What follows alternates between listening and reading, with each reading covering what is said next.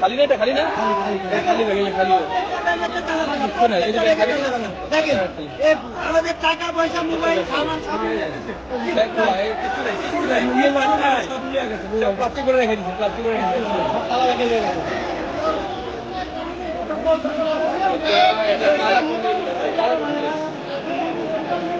কর্তৃপক্ষ কোথাও